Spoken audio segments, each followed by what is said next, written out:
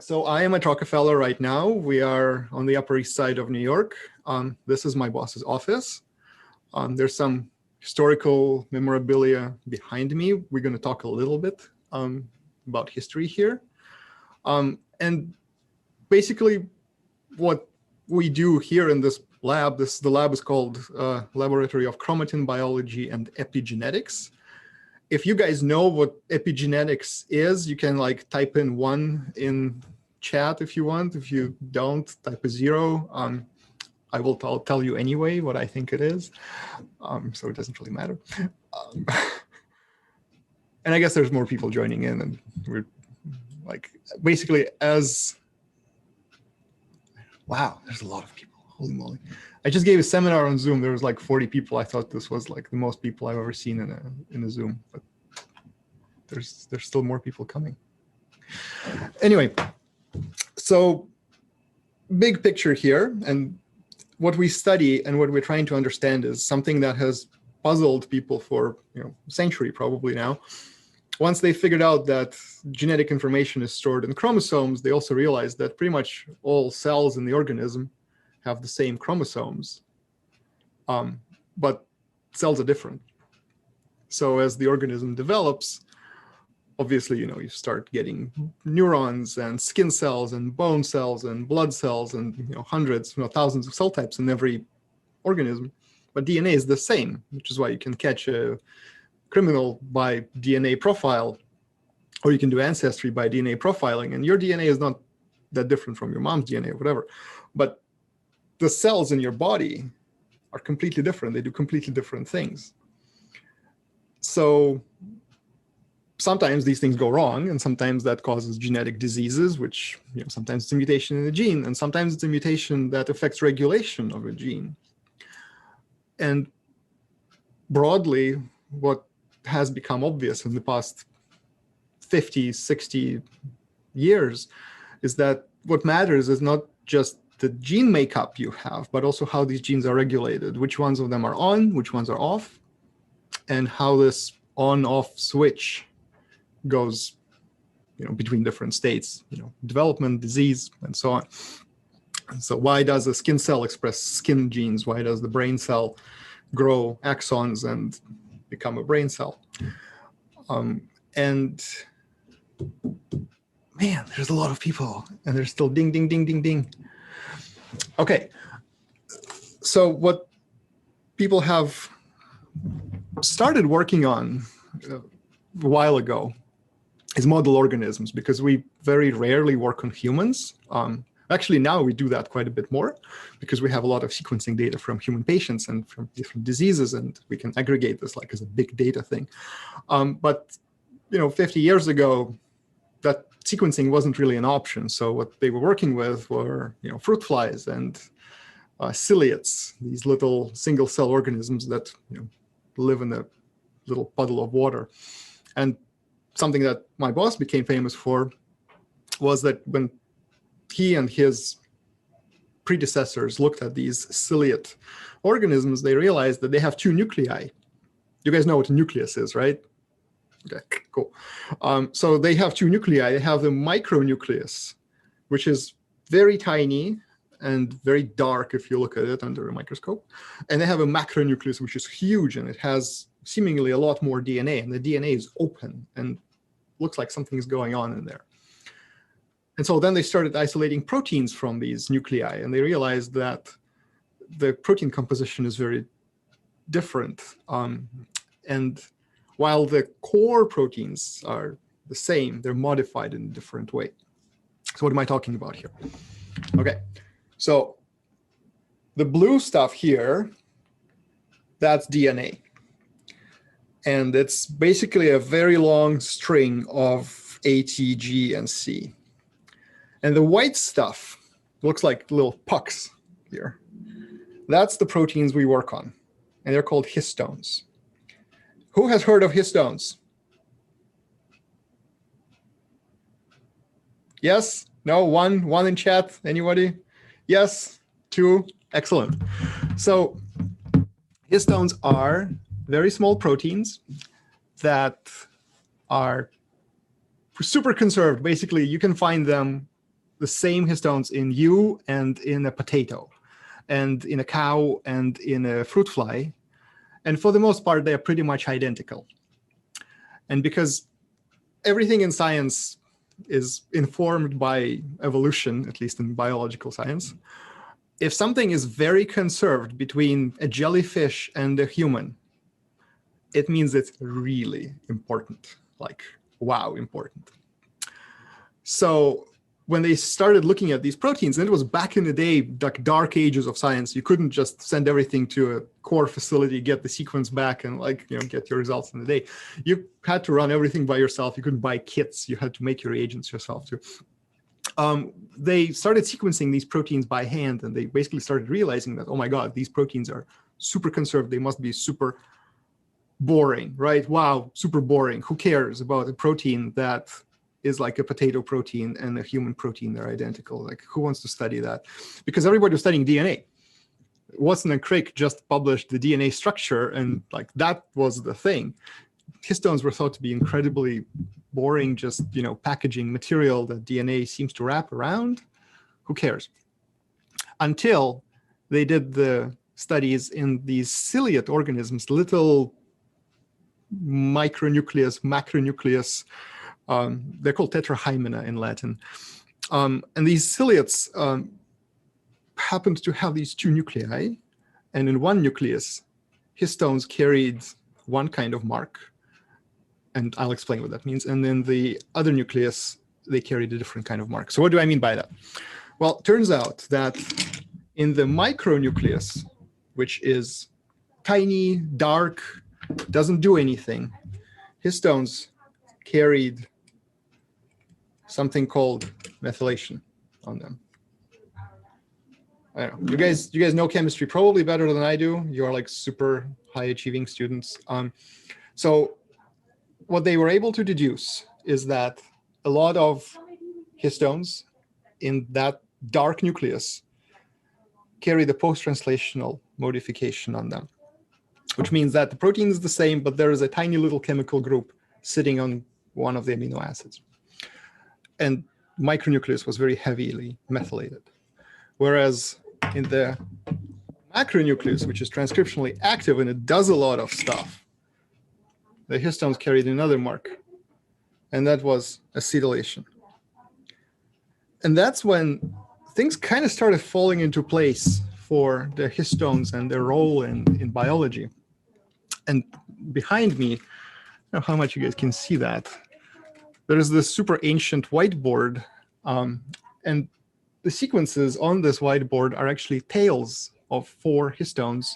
There are 4 histone proteins, and inside the nucleosome there is 2 of each. So it's an octamer, it's 8 proteins that all fold together. And what people started noticing, including the guy who I work for now, is that these lysines, or kind of quite a few other amino acids there, they carry these marks. Acetyl, acetyl, methyl. And depending on where these marks are and which marks they are, the genes are either on or off. And that became like a huge breakthrough in understanding both the function of histones and also generally like regulation of genes, because now we're thinking about not just DNA. Oh, I'm going to shut the door to the office. Hold on a second. Because now we're not just talking about naked DNA and, all of a sudden you have all these genes and they seem to be doing the same stuff, but how come some of them are on and some of them are off? Well, it turns out that the genes that are off are decorated by this mark, broadly speaking, and genes that are on are decorated by this mark, broadly speaking. And of course, that opened up a bunch of other questions like why? Why? Who does this? Who puts these marks on? Who puts those other marks on? How do these writing enzymes, they call them writers, and how these reading enzymes, how do they get there? How do they know which genes to decorate the right way or whatever? And to be honest, we don't know all the answers. I shared a couple papers with you, and feel free to look through them if you want more in-depth understanding of this. Again, in chat, who read anything? Did anybody look through this? It's okay if you didn't. But this became the era of what's called epigenetics. And we're still in that era. It's still a very hot topic, I think. So epi means above, over, on top of, and genetics means, genetics. So epigenetics means regulation above DNA. So what regulates the function of genes, what regulates the gene expression, basically, epigenetic processes. And some people take this term quite seriously. They actually think that epigenetics means inheritance. And maybe some of it is true. We still don't have the definitive evidence of what's called epigenetic inheritance in higher organisms. In organisms like worms and sometimes maybe fruit flies, maybe yeast, changes to histone modifications can propagate over many generations. So, for example, a worm raised on certain kind of food, if it gets used to that kind of food, its offspring, its children of their children and children of their children, F2, F3, F4, they will have the same modifications over the same sets of genes. And when people discovered it, it was like, oh my God, we figured it out. We figured out non-Mendelian inheritance. That's like a holy grail of epigenetics, to figure out non-Mendelian inheritance patterns. It doesn't seem to hold true in humans. Also, we don't really have enough data in humans, and also you can't really dissect humans for your studies with every generation. It's a little more complicated. But one thing we do study a lot, and one thing that our lab has been studying a lot lately, is human diseases. And specifically, there's something happened in the last 10 years in biological sciences. And I don't know, does anybody want to take a guess? So like, what was the biggest breakthrough in the last 10 years that basically changed our lives forever? And it's not CRISPR. CRISPR is cool. All right, Peter, just go ahead and unmute yourselves. And the human genome was decoded? Human genome, yes, absolutely. Beyond, that's a great guess. And I was kind of going that way. I was just going to say genome-wide sequencing, the next generation sequencing. Do we have, does that mean you're raising your hand, or does it mean you're, I have, Adelis, I have your, oh, that's a clap. I get it. Okay, I get it. See, I'm terrible at Zoom. I don't Zoom very well. So, right, next-gen sequencing. And to be honest, human genome, they started human genome with gels. They were sequencing with gels. And when they started it, people who were criticizing that project thought that people were insane. Like, it's going to take hundreds of years and millions and trillions of hours and dollars and thousands of people to do that. And now we can sequence human genome in the afternoon. I can do it right here. Like, it's nothing. It's how far we went is absolutely amazing. And that's basically what happened. Now it's a no-brainer if you have a tumor in a patient to take the tumor and sequence it. It's a no-brainer if you have a patient with developmental disorder to sequence that patient. And as our numbers of sequenced patients grow, what happens is we can start seeing the patterns, because if you only have like 5 patients, if you only have 5 tumors, you can't really see very much of anything. That's why NFL games are so unpredictable, because there's only 16 of them in the season, and like, it's a small number. You can't really make any long-term predictions over it. If you're sequencing thousands and thousands and thousands of patients essentially every month, over the course of 5 years, you're going to accumulate enough data to start seeing patterns. And what I'm talking about here, and it's very relevant to cancer, but it also applies to developmental disorders, schizophrenia, autism, you name it, anything. What I'm going to show you here is kind of like a little explanation of what this means. So we take the tumor and we take normal cells. And normal cells are usually just peripheral blood cells, or you can take them from the tumor biopsy as well. And then you sequence both. And if you noticed, I basically compiled a list of mutations. So on this side, there's these lines, and the vertical lines basically mean there's a mutation in that position. And no genome is completely free of differences from reference. Like every one of us is different by every 1,000 bases, there is a mutation. So it's really important to do this control, the normal cells. But then if you compare normal cells from that same patient to the tumor cells in that same patient, very likely you're going to start seeing differences. And these differences are usually numbering in hundreds, if not thousands. But if you do more than 5 patients, you can start seeing really interesting patterns. And these patterns can be like this. For example, you can have a protein in a tumor. And so I drew out here a structure of a protein. And all of a sudden, in this position, we have lots of patients who have mutations. So what does that tell you? Somebody, anybody? Unmute yourself. That if there's a lot of mutations in that area, then that might be the direct cause of the tumor. Yeah, that's a good guess. It tells you that that's probably important, right? That's something to look at. You don't know the direct cause yet, but that's a very good guess. And that if you see something like that, that's wow, that's really cool. That's promising. You want to study that. You can also start seeing that, let's say, every patient with that particular tumor has a mutation in the protein, but mutations are randomly distributed in that one protein. And that also tells you something. And like this, in the first case scenario, this tells you that this particular domain or this particular area of the protein is really important. There are proteins like that in cancer. This is the second case scenario, which tells you that it's maybe not a domain of a protein that's important, but the protein itself is like really, really important. And any mutation in this protein can be very detrimental to the patient, and probably not quite, it's actually the opposite, very beneficial to the tumor because it makes the tumor grow.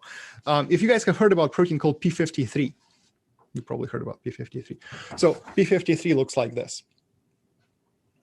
It's mutated in half of all cancers, and mutations are all over the place. If you heard about the protein called RAS, it's also mutated in, I don't know, 30–40% of all cancers. It looks like this. In fact, it doesn't even look like that. It looks just like one mutation. That one mutation is just so detrimental, so terrible that you can get cancer. You can get another kind of mutation, and that's the other way around. You can have basically blank areas in the proteins. And that tells you that that part of the protein is just important for viability. You cannot have that part mutated. Going back to the histones, why are histones conserved between potatoes and humans? Well, it's because they're so important that any mutation in these proteins is very poorly tolerated, and you don't get any benefits from having that mutated. So evolution is kind of like always in our back of our minds. We always think about what's the pressures, what is the benefits of this mutation, why does this mutation exist? All right. Tell me something you guys want to know in the next minute. I'm going to take a little break talking, and maybe you guys can tell me what do you know about epigenetics? What do you know about histones? What do you know about cancer biology? And if I can answer any of your questions. And after that, I will go back talking about histone mutations. And then we're going to take a little tour around the lab, because actually it's like already 10:30 and time flies real fast. Does that sound good? Okay. All right. So each one of you, go ahead, unmute yourselves, and maybe ask me questions. Maybe I can tell you how I came to this lab. Yeah, there we go. There's like 40 of you guys. Come on. You probably have questions. Well, so I was reading just the overview of what you guys do in this lab on the on yeah, and it says at the like it mentions some enzymatic processes at the beginning, and I would just like to know, all right, what are these? Like acylation, methylation, phosphorylation, and Everything. Yeah. So how deep do you want me to go in this? I All right. So we can go pretty deep. Right. So when we talk about histones, and when we talk about all enzymatic processes and the whole concept of these in biology that we study is, I mean, there's this pretty artificial division between readers, writers, and erasers, right? And it's artificial because the same enzyme can be a reader and an eraser, and maybe a writer too. And if you're writing a mark above a mark, then you're also an eraser and reader and a writer at the same time, because you have to figure all these marks out at the same time.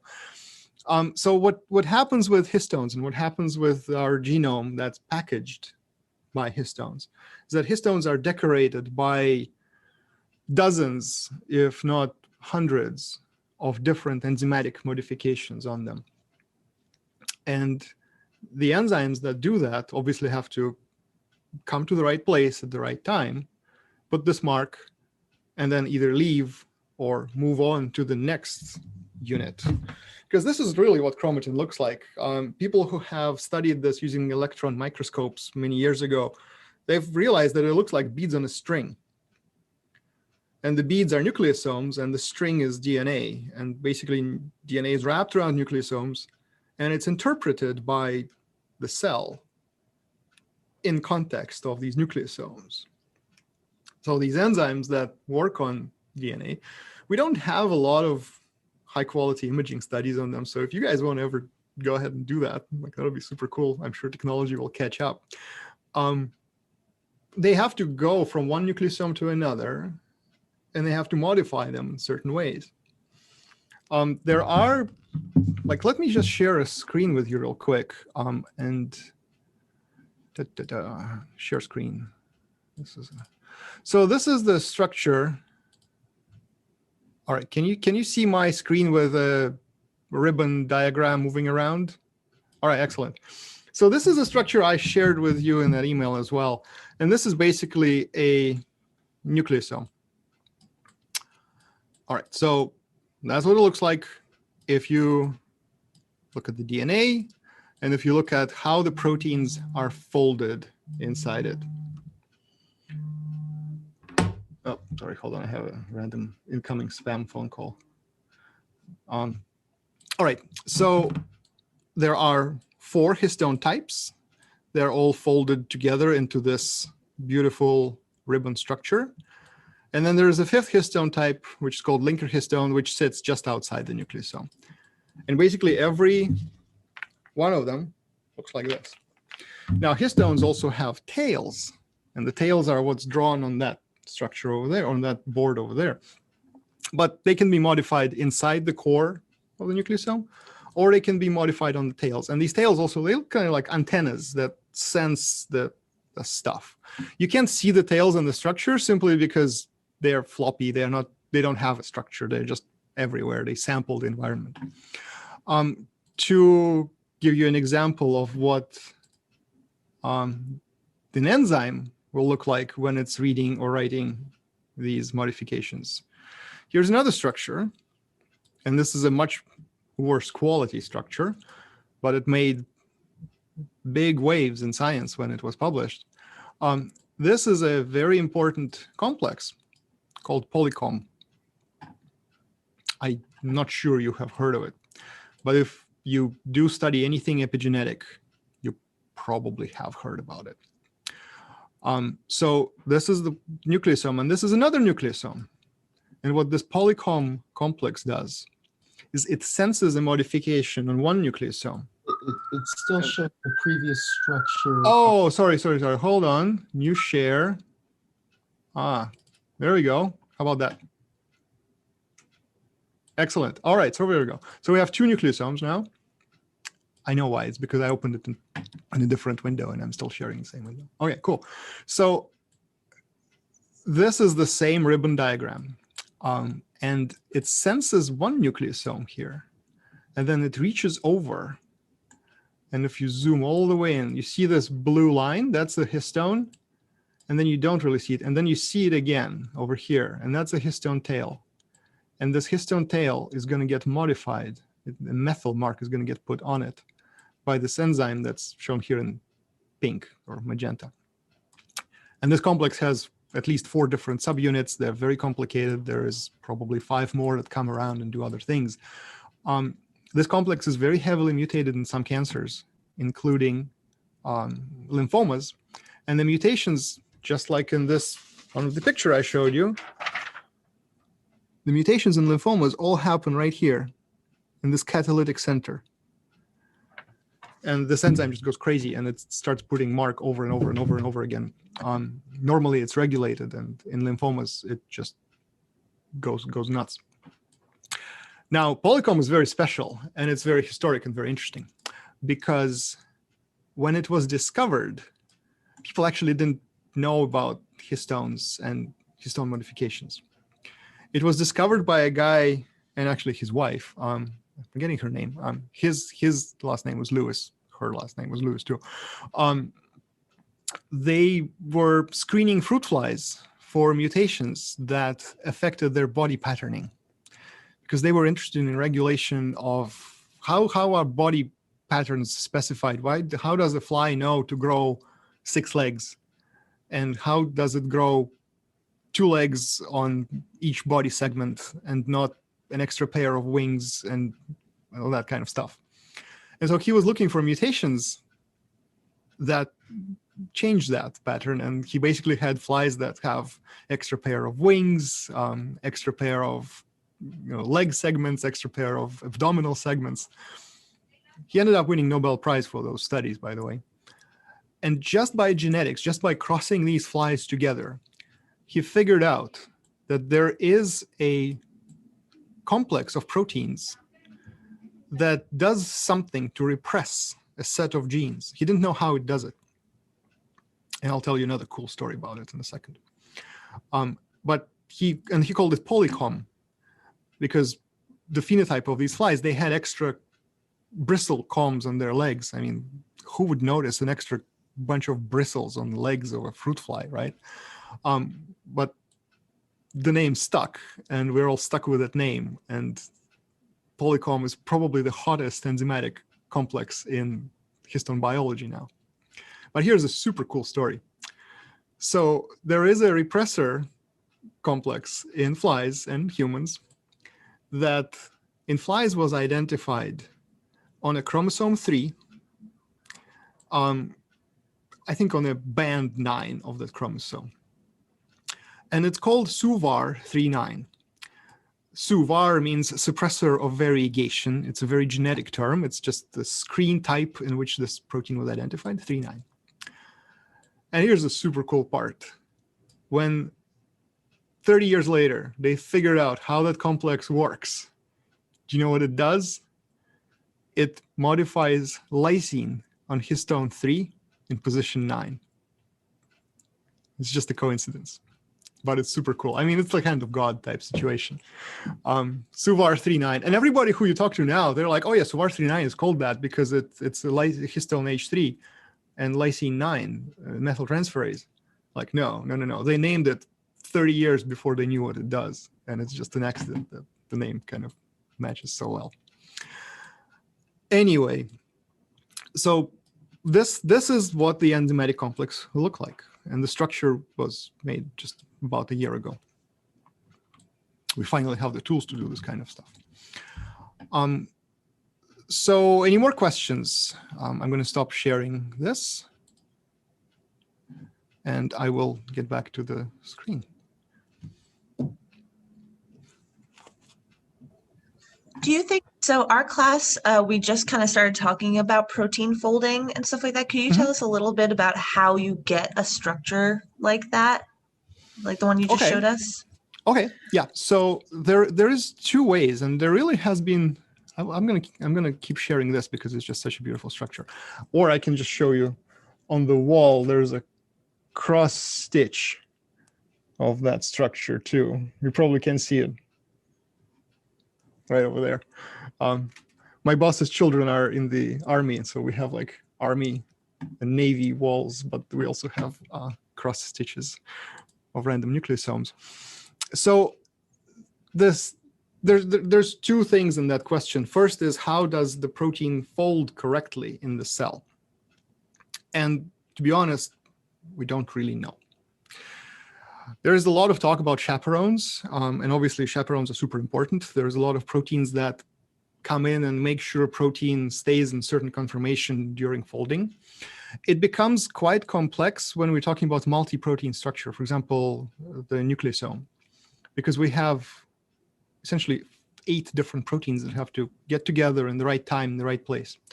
What's curious about nucleosome is that you can actually purify histones from bacteria, which we do routinely in the lab every day. And if you add them in the right order with the fragment of DNA, they will just fold themselves into a nucleosome. They know. How they know, I don't know. But they find their partners, and just energetically seems like there's this one absolutely optimal conformation that you can then figure out. You might have heard about this, something super cool that also happened in the last couple of days. There was a Google AI alpha. I mean, I know Alpha Star because I play StarCraft, but Alpha something that apparently is approaching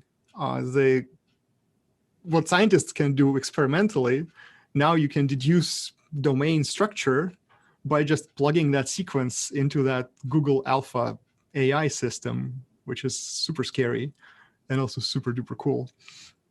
I don't know, it's all neural networks and stuff that's like this. Yeah, it's machines are coming for us, like they are. So I'm gonna try and figure out how to share this thing again. There we go. But then another question, so one question is, how do proteins know how to solve this structure, right? And somehow they do, we don't know the answer. Another question is, how do scientists know what this looks like? And that I can tell you more about. And the answer is, until very recently, you did something called X-ray crystallography. And to do that, you have to have very pure protein, and you have to figure out a condition in which this very pure protein will assemble into essentially what's a crystal, right? A crystal is a packed unit where each cell is attached to adjacent cells in a stereotypical way. If you play with salt, play with detergents, play with solution amounts and concentrations, and usually people who do that, they do it on a very large scale way. They have robots doing that. These robots just look like boxes, so they're not like cool robots from Futurama. They're actually very boring robots, and you have to put a bunch of solutions in them, and they pipette tiny droplets of these solutions, and then you wait. And then a month later, you screen through these plates and you look for crystals. And if you're lucky, you will have crystals growing. And that means that you're close to conditions in which the proteins can crystallize. This was also discovered a long time ago. People who first discovered it did it, I think, for hemoglobin. And they also won Nobel Prize for it. But what they did was that they put a beam of X-ray, and they do X-ray because X-ray has much shorter wavelength. And so if you put like regular light over, obviously the distances between the atoms in the structure are on the order of angstroms. So it's 1/10 of a nanometer. It's very, very, very close. Like you can sort of zoom in, and I can randomly color like a sample. So let's do a residue, and we can highlight a residue. Hold on, I have zoom interface over me. Color reds, and we will show sticks. So there we go. So this looks like a tyrosine. So this is an amino acid. Is that a tyrosine? I'm going to double check myself. Yes, it is. So this is a tyrosine, and it has this ring, and this ring has atomic density that by shining X-ray light at the crystal, you can collect the scatter pattern and you can resolve that.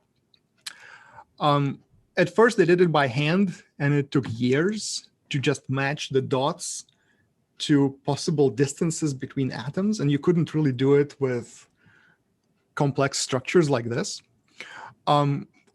As time goes on, obviously, we go from like regular radio to an iPhone 12G, whatever, and now we can plug it into a computer, and the computer does the math much better than a regular person can. So that was X-ray.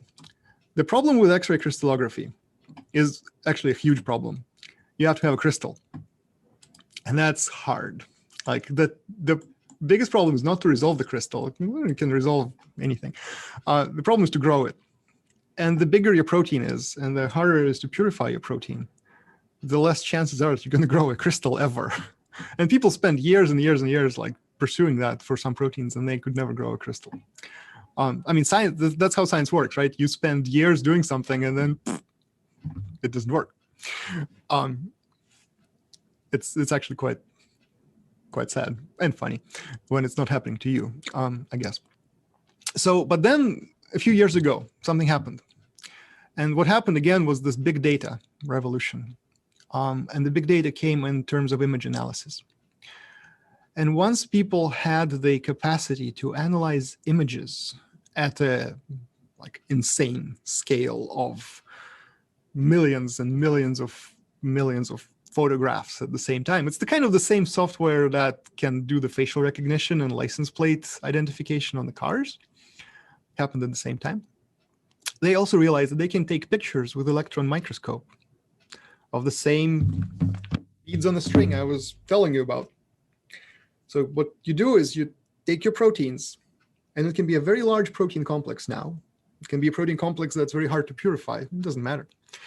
You put a very thin layer on the slide, and you plug it into the cryo-electron microscope.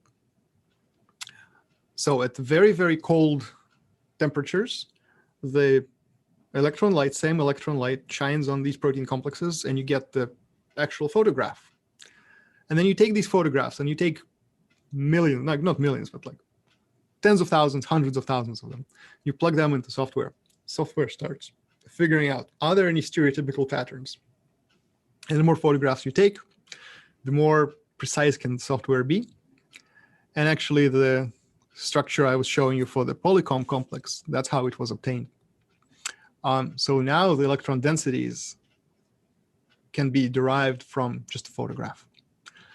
And that has revolutionized crystallography. Everybody who is doing X-ray crystals is now out of job.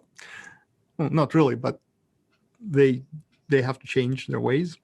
And people who know how to operate these cryo-electron microscopes are absolutely, top scientists and so on. They won Nobel Prize for that technology as well. And now with Google AI on the way, I think 5 years down the road, they will be looking for jobs too. So that's progress. That's how it works, and that's quite exciting. So that's how these structures are derived. What I personally do is I then look at the structures. I've derived one structure in my lifetime that was a very long time ago when I was in graduate school. It takes a long time. It looks super cool, but if you're working on this, you're going to spend months figuring out if this atom is aligned one way or slightly off. And again, we're talking about all of these maps, all of these cool looking models. They're essentially probabilities. Like what we do is we say, yeah, this is the likely structure. Is it always like this? I don't know. I'm not sure. But that's where we're at. And I guess what I was going to tell you about. I was going to tell you about cancer and histones, and I can do that real quick. I have 10 more minutes, or I can just walk you through the lab, and I can show you our wet lab part, which, to be honest, in biochemistry labs, they're quite boring. There's There's nothing there that's like, oh my God, we don't have this giant microscope. But even if we did have a giant microscope, all you're going to see is just the tubes and the big white box. So whatever you guys want. I can talk for 10 more minutes about histones and cancer, or I can just walk you through the lab with a cell phone and you get to meet the lab mates. So I'll stop the screen sharing again.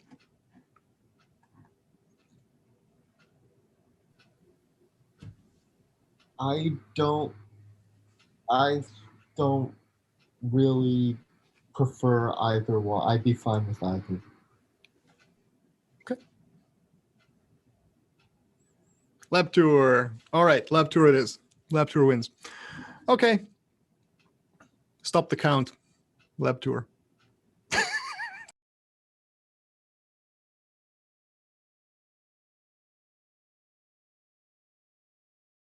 I will unmute myself. Hang on.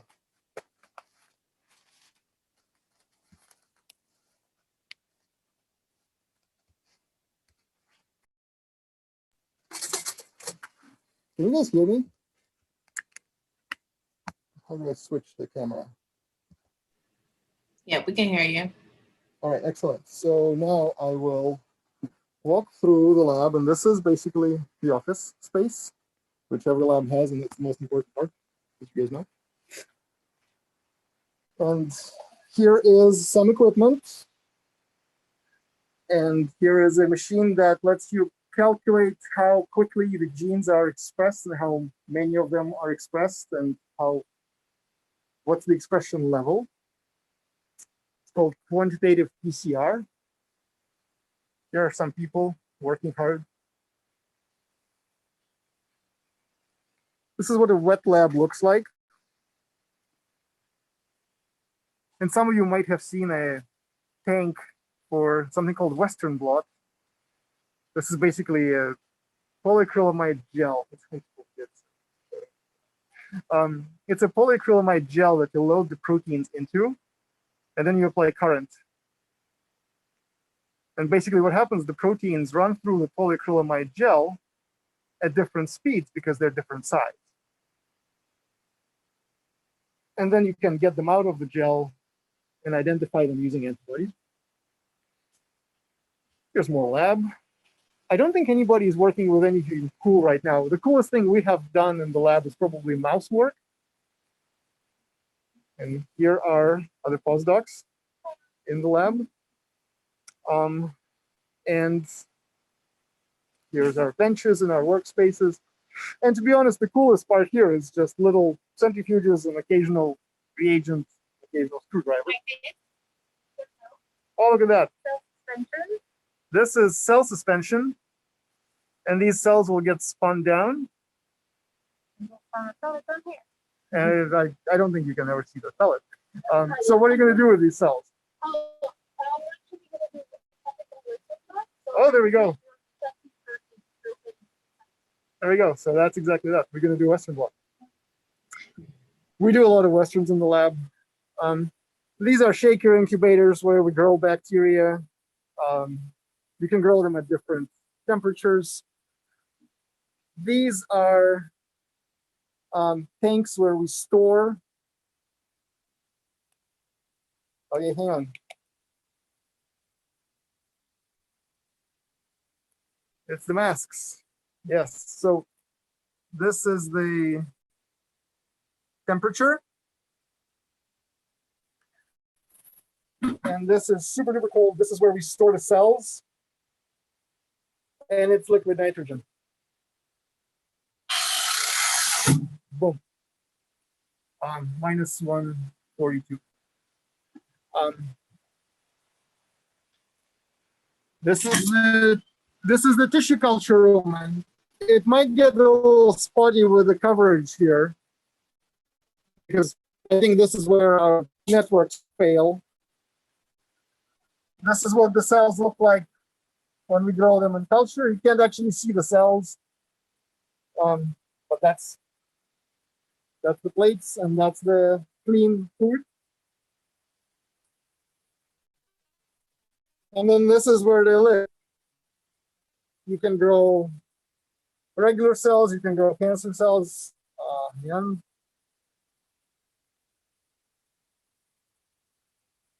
Yep. And it looks really dry, but like a little rusty, but that's actually copper. And copper is killing bacteria and fungi. So the copper lining of the incubator is actually quite good. And I'm going to show you a couple more things in another room, and chances are you guys are going to break off here because we don't have very good coverage here on the network. But here is the part of the lab where we sometimes work with radioactivity. Like if you ever want to trace a special protein that you're interested in, sometimes the easiest way to do so is to put in a radioactive amino acid into it. And then you can track it. You'll always be able to find it. I guess I can't even open this because it's frozen shut. Oh, very good. And that's how you store that stuff. Like this is not Chernobyl level radiation, but it still has to be stored in a very special way. So there's that. We have to dispose of radioactive materials in a certain way. So it goes into special containers and it just lives there until somebody picks them up. These are centrifuges. If you want to separate different proteins or different parts of the cell, you can spin them at, like this is the speed, so that's rounds per minute. That's how quickly the centrifuge will go. And you need a pretty strong motor and vacuum and all this stuff. And then there's a bunch of other random, oh yeah, washing machine. So here's the funny thing about this. Because when it works, this thing, like the rotor is spinning, obviously at a super high speed. One thing you should never do when the centrifuge is spinning is move it. And it happened. And actually, I'm not sure if I can, I have to turn it on to open it. If you look inside the rotor, inside the chamber here, there's this big bump in the chamber. And that's because somebody moved the centrifuge when it was on, and the rotor just ran off this axis that it was spinning on and slammed into the wall. It was like a big disaster. Well, disasters happen in the lab all the time. It's pretty normal. So these are machines, again, to separate proteins. This is called Hplc. It's liquid chromatography. You can separate more than proteins using these. We use them for proteins. So what happens, it's the same principle as the gel that we use for the Western blots. But in this case, we inject proteins into this machine, and they run through this little device. It's a column with media. And different proteins get stuck at different times. And so you start with a mix of proteins, but as you go they go through the column. For example, small proteins will go first, large proteins will go last. And then you can harvest these proteins into these little tubes, different fractions. And then you can isolate these fractions and do all kinds of science with them. If you need to break, oh yeah. There we go, that's the view. We don't get to look out of the window very much, but this is our view. That's the view. And that's the cold room. That's where we store stuff. That's where we do some experiments too. It's basically a big room that's set to 4 degrees. We have another one that's used to be set to 37 degrees, but right now it's basically turned into a storage room because we don't work with these little ciliates anymore that I told you about a while ago. So I'm going to switch to my own face. No, hold on. There we go. And I'm going to return back to the office because it is already 11 o'clock, and I think you guys have another class in about a minute, or I don't know how school works these days.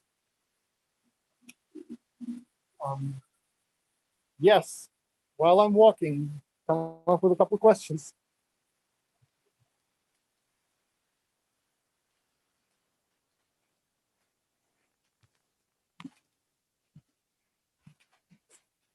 very educational. Excellent.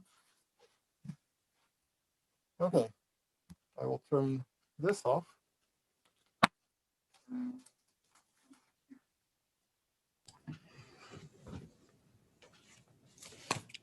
If you guys like looking at the equipment, wait till the pandemic is over and come back, come to actual labs. The thing about lab equipment, all equipment is the same in every lab. You don't have to come to Rockefeller to look at the centrifuge. I think Nora had a question about how did you get into the field?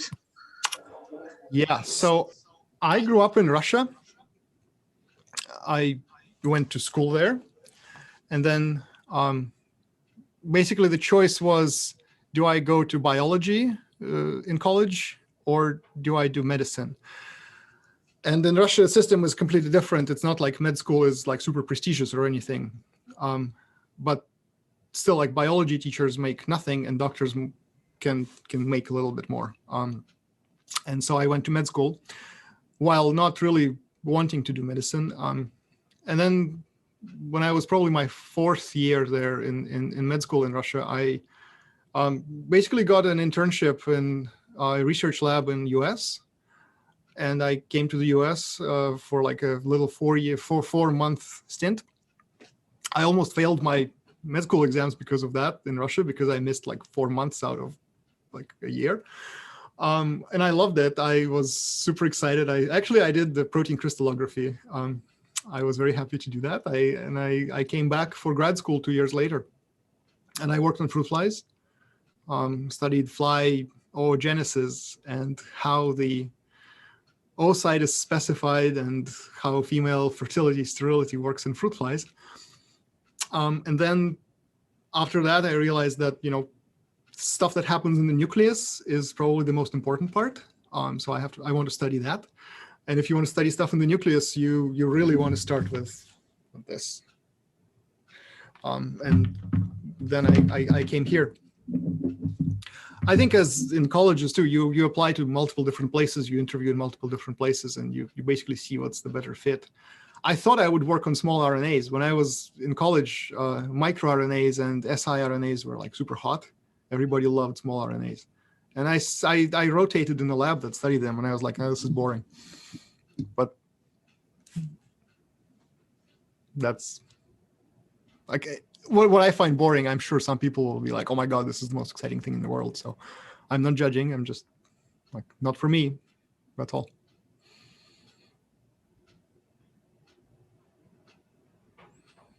Anything else? Protein structure is important. Enzymes are important. Substrates are important. Amino acids. If you know that difference between lysine and glutamic acid, you know more than most people. So you got to know K's, R's, E's, and D's. And that's all. And also, the glycine breaks the alpha helix. That's also cool. If you put a glycine into the protein, it will break the helix.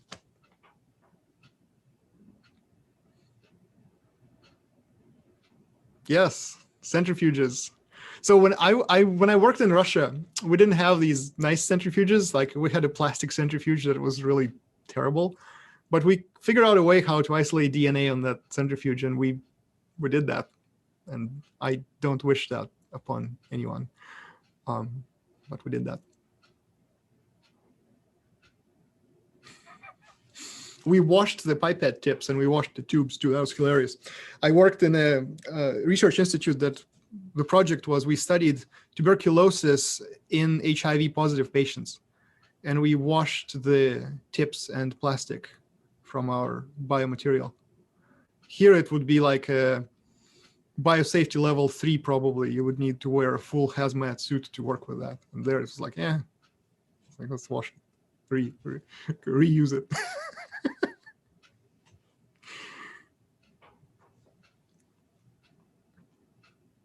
Wow, that is not easy.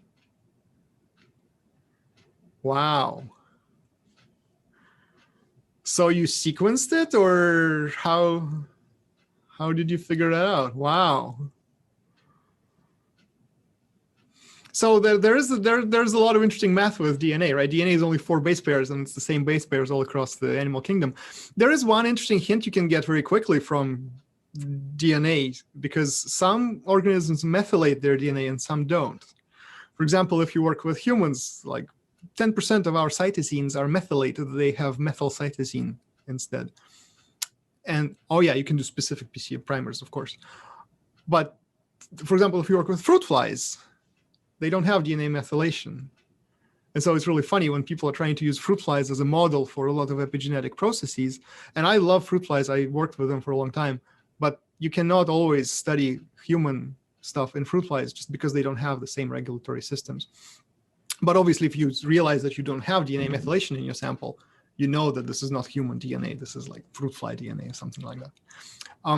Another interesting question is, if human genome is, I don't know, 3 billion base pairs long, how long should the primer be to be specific? And you have like 2 primers, right? So you can do the math. I can give you the answer. Whatever. It's actually quite interesting because it's an important consideration, because when you do a PCR from bacterial DNA, or especially bacterial plasmid, which is 10,000 base pairs, even a 6 base fragment only really happens once. When you do a PCR from a human DNA, you really have to make sure that your primers are specific and that they're long enough that they only happen a couple times in the genome. Because let's say they happen twice, but you only get a product if your primers are in the same locus, if they run into each other. Yes, so the jelly line substance, that's Agarose Gel. So Agarose, actually the guy who invented this, I met him in person. He was super old by then. His name was Oliver Smithies. He was like really funny old dude. He came up with the idea to resolve DNA fragments in starch. So he had like potato starch or corn starch. I think it was potato starch back then. And he made this jelly and he put DNA in there and applied current. And you could see that small fragments run faster than big ones. Again, because big ones, so big ones get stuck and small ones just wiggle right through. And then as technology progressed, they replaced the starch gel, which is super fragile. It breaks apart very quickly. They replaced the starch gel with Agarose Gel, and Agarose is obviously much easier to work with. You can make nice stuff and shapes out of it. Yeah, no, you guys are lucky. You've seen all these things. I first saw that when I was not so much even in college. I came to the lab and I'm like, oh my God, this is Ethereum DNA. This is magic, it fluoresces. It's super cool. And then like, of course, you don't know all the precautions. So you start looking at it without the face shield and anything. And then like, why are my eyes itching? Like, okay, I know why they're itching, because I was looking at the gels for 30 minutes.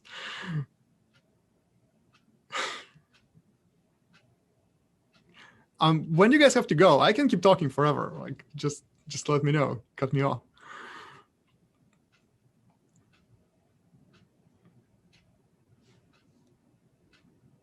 I don't hear anything. Is anybody talking? Yeah, I mean, technically our class is over. Does anybody have any other questions to finish up? We have a double period, so they don't have to. Yeah. I see. Oh, okay, cool. Yeah, we do like the first half is together and the second half is asynchronous. So where do you want to be when you're finished? There's a question in chat. That is a great question. To be honest, I don't know. I'm applying for jobs right now. And when I say I'm applying for jobs in academia as a lab head, as a person who will run his own lab. I just had an interview in England. I just scheduled an interview in NIH, National Institutes of Health. We'll see how it goes. This year has been really weird because teaching universities are essentially not hiring. So the amount of jobs that are out there are pretty But on the other hand, a lot of people are not going on the job market this year. So just, might as well try it out. I have a wife and I have 2 kids. My wife is also a scientist. She's a postdoc at NYU, just 30 blocks that way.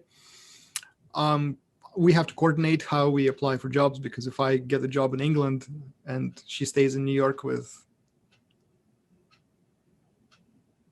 can we leave? Yeah, you can feel free to leave. I'm not clocking anybody's hours. Yeah, so it's an interesting stuff with academia. I think the draw of academia is that you're sort of your own boss. You do your own things, and you kind of like make your own schedule. The downside is that you spend 25 plus years in school. You are super overqualified, and you know this like one little thing better than anybody else in the world. But does anybody care? Like, that's another question, right? And like, and then like, do you make an impact too? Like, that's also something you ask yourself. Like, if you're studying fruit fly oogenesis for the rest of your life, does it matter? Like, and sometimes it does. The guys who studied the bacterial immunity systems, right? They were like, oh, this is so cool. We have this bacteria with strange looking DNA sequences that repeat themselves.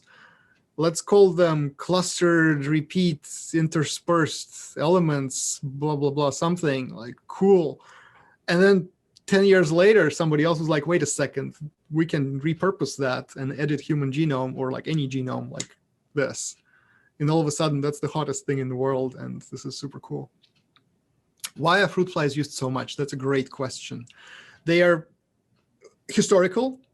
Louis XIV in his court had fruit flies, and they were looking at their eye color, and that was cool. But also, and of course, the Thomas Hunt Morgan, the guy from Caltech who used fruit flies, he was a very prolific scientist, and people he trained, every single one of them went to be like a Nobel Prize winning or deserving scientist who did a fantastic job in fruit flies. So basically, the basis of our animal genetics was laid out in fruit flies. Why it was fruit flies and not worms? Just the sheer luck. He could have studied it in C. elegans in worms. He could have done it in some other organism. There is, I mean, it's a mix of history and just utility. Flies are very useful. The generation time is just 14 days. They live literally on garbage. Like, the fly food is corn, sugar, and yeast and water, and you mix that and you boil it and you pour it into vials, and you can have that vial. They live for 90 days. You can watch them for a long enough time. They propagate almost indefinitely. It's very hard to kill them, literally. Like, you have to try very hard to kill your flies. I've done that accidentally. So they're very useful models, and also inertia, right? By now, there is such a bank of mutants. They're so well characterized that sometimes you want to study something, you're like, I wonder if there's a fly mutant for that. And probably there is. And you just go in and you figure out what people already published on it. And sometimes you inform your decisions based on that mutant. We do more mouse work because mice are a lot closer to humans, just in everything. They have DNA methylation, among other things. But now with the next gen sequencing, and I'm not sure that point really came across because I was kind of talking very quickly. What we base a lot of our hypotheses on is just patient sequencing data. There is enough resources out there that you can go in and just look up a specific type of cancer or your favorite protein, and you can find which cancers it's mutated in, or which cancers have a mutation in whatever else you want to study. And for example, histone mutations, like something that happened in the last 10 years, less than 10 years, is that they have started finding mutations in these very tails, and very specific mutations. The histones are very funny because, normally you have one gene per protein, and that's like dogma. So for most histones, there's about between 13 and 15 genes for each histone. So that makes histone genetics very complicated because you can't just make a null or knockout, right? You have to make 15 knockouts, sometimes on the same chromosome, which just impossible to do. There are ways around it, but it's very, very hard. But what you can do now is you can just look at patient data sets, and that's your genetic. That's your workbench, essentially. Instead of growing flies and running these screens and flies, you look at thousands of cancers and you find like, oh my God, this particular residue is mutated in like 90% of patients with glioma, for example. And that's true. This K27, lysine 27 on H3 tail, I'm pointing at it like I can't even find it right now. I think it's all, like you can't even see it, but it's there, it's on these tails. It is mutated specifically to methionine in patients with these gliomas. And these are pediatric patients, which invariably it's a lethal cancer. You can't cure it. And since we found that mutation in the last 5 years, we've actually come very, very close to figuring out what we can do to fix it. So, 5 more years, we might be able to fix it. It's not going to help people who have it now, but it might help somebody 5-10 years down the road. And it all started with the Lewis experiments with like a fly with extra bristles on its leg, So that's how it works. And science is fun. Well, I think that's a great note to end on, potentially, that science is fun and there are really cool things that, will come from this research over the next several years. So thank you so, so much for talking to us and showing us around your lab. We really appreciate it. And yeah, thanks again. And students, I will see you tomorrow. Thanks for being around and thanks for listening. If you got like 1/10 of what I rambled about, that would be fantastic. So thank you.